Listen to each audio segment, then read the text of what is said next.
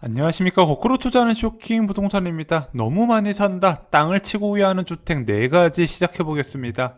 자, 전세 가격이 급등하면서 부동산 시장이 크게 흔들리고 있습니다. 진정한 패닉 바잉이 불고 있는 부분이죠. 자, 매매 시장만 계속 올라갈 때는 실수요자들이 그렇게까지 많이 흔들리진 않았어요. 5월 이후에 기준금리 인하 이후에 부동산에 많은 매수세가 30대 위주로 들어왔던 부분, 상당수가 투자 수요로 들어왔다는 부분 저희가 말씀을 드렸습니다. 근데 지금은 투자 수요가 아니에요. 진정한 실수요자들의 패닉 바잉이 불고 있다는 부분이죠.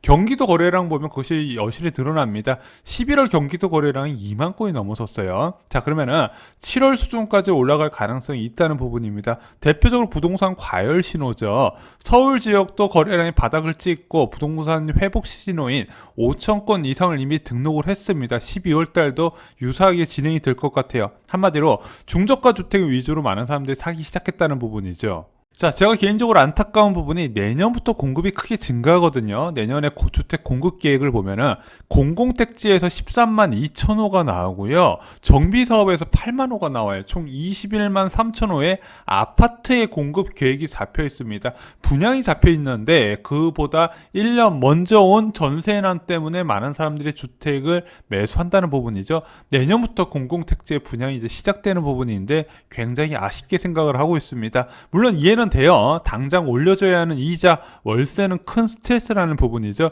게다가 지금 워낙 장기간 올라가면서 무주택자들의 피로감이 굉장히 오랫동안 누적된 상황이라서 더욱더 그랬다는 부분 이해는 합니다.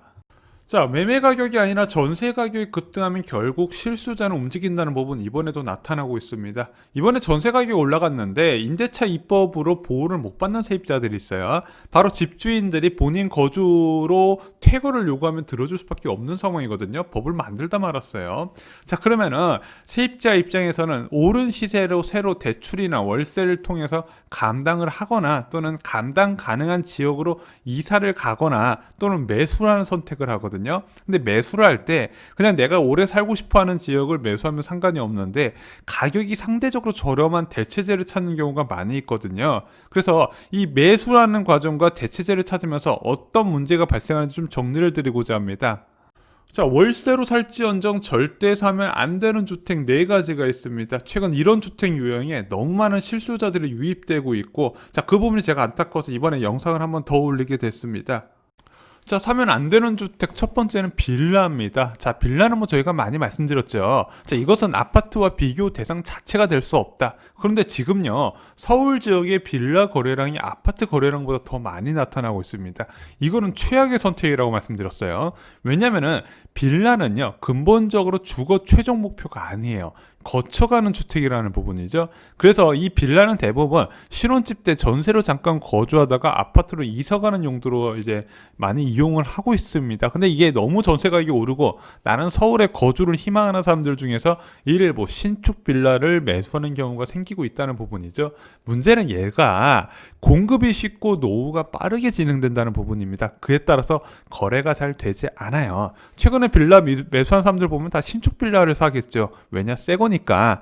그러면은 내가 어느 정도 거주하다가 이걸 팔려고 할 때 이 빌라가 팔릴 때 주변에 공급이 제한되어 있어야 돼요. 아파트가 가격이 오르는 거는 공급이 쉽지 않은 요건이기 때문에 그렇습니다. 근데 빌라는 그렇지가 않아요.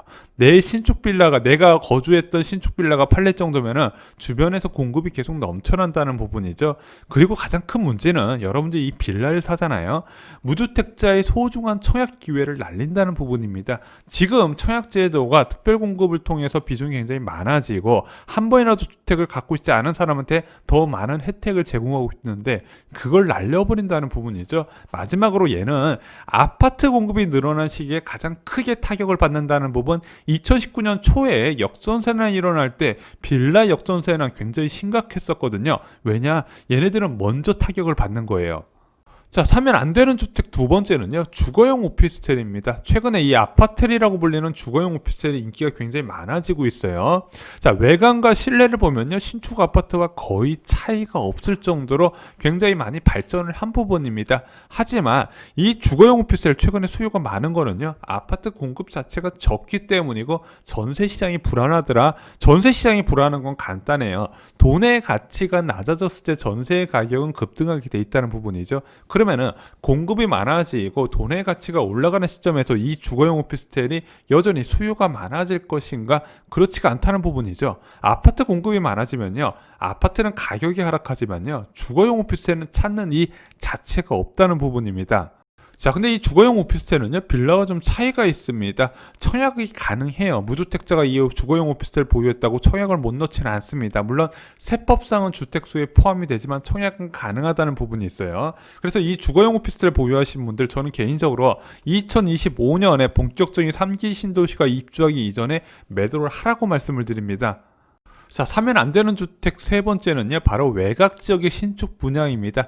여전히 2기 신도시에서 분양이 많이 예정돼 있는데 서울에서 거리가 너무 멀리 떨어진 곳에 지정된 곳이 여전히 이제 물량이 소화 안 된 상태에서 분양을 대기하고 있습니다. 인기 지역 청약 과열에 자포자기로 청약을 넣어버리면 절대로 안 된다는 부분이에요. 그냥 한번 넣어볼까 이런 생각도 가지시면 안 되는 부분입니다. 자, 3기 신도시 입주 기간 동안 더 외곽 지역은 큰 타격을 받게 된다는 부분이죠.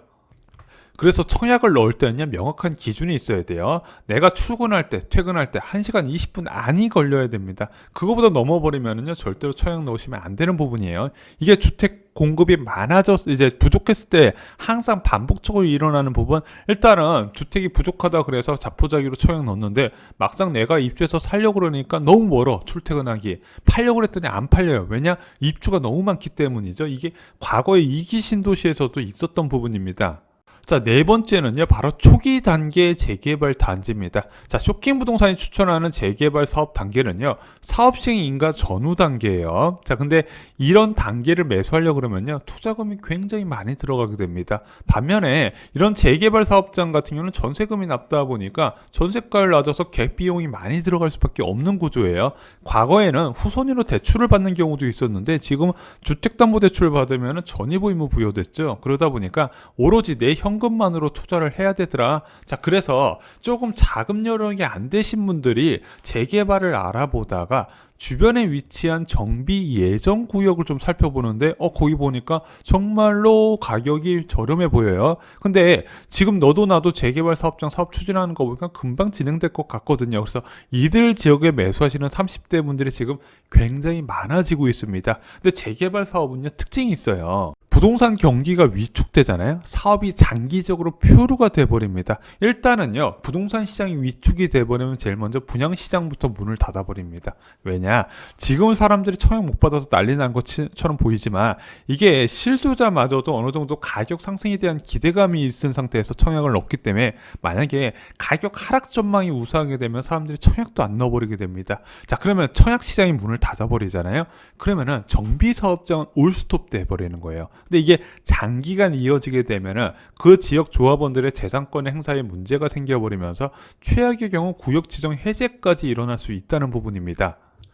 또한 이제 조합 설립 이전 단계에서는요, 워낙 많은 시간이 소요되는데 이게 얼마가 걸릴지 예상 자체가 안 되는 부분이에요. 일단 조합 설립 인가를 받게 되면 그 다음부터는 그래도 시차에 따라서 1, 2년 더 걸릴 수는 있겠지만 그래도 사업 속도는 일정하게 진행되는 부분이거든요. 근데 그 전 단계, 이런 초기 단계의 재개발의 구역을 지금 들어간다는 부분은 절대로 위험하게 저는 생각을 하고 있습니다. 자, 그럼 너는 왜 자꾸 사지 말라 그러냐? 현재 전세난에서 가장 좋은 방법은 뭘까요? 아까 네 가지 선택안이 있다 말씀드렸잖아요. 자, 오른 시세를 대출이나 월세로 감당하거나 감당 가능한 지역으로 이사를 가거나 매수를 하거나 대체제를 찾는다 말씀드렸는데 가장 좋은 방법은요, 이사를 가는 겁니다. 이사를 가면서 기회를 잡으라고 말씀드렸어요. 자, 지금이라도 이사를 가야 하는 지역 좀 이사를 가시려면 좀 빨리 가시는 걸 권해드리고 있습니다. 왜냐? 수도권 청약 1순위 자격이 1년에서 2년으로 강화가 됐어요. 그러면은 지금 민간 재개발 구역에서 사업 막바지에 있는 곳이 굉장히 많거든요. 그러면은 여기에 빨리 이사를 가셔서 이 민간 재개발 지역의 1순위 요건을 갖추셔야 된다는 부분입니다. 또한 신규 택지가 많은 곳에서도 2년 거주를 하게 되면 해당 지역에 우선 배정이 되는 부분이에요. 그러면 특별 공급 같은 경우는 커트라인이 굉장히 낮아지게 돼요.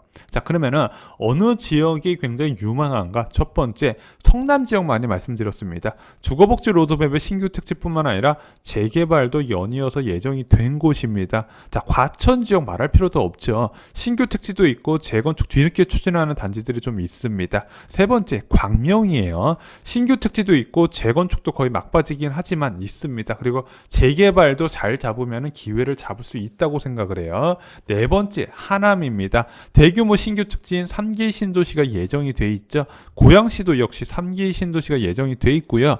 추가로 지자체에서 추진하는 중소규모 택지에서 연이어서 공급이 예정된 곳입니다. 자, 이런 중소규모 택지는요, 고양시에 거주한 사람만 청약이 가능하다는 부분이에요.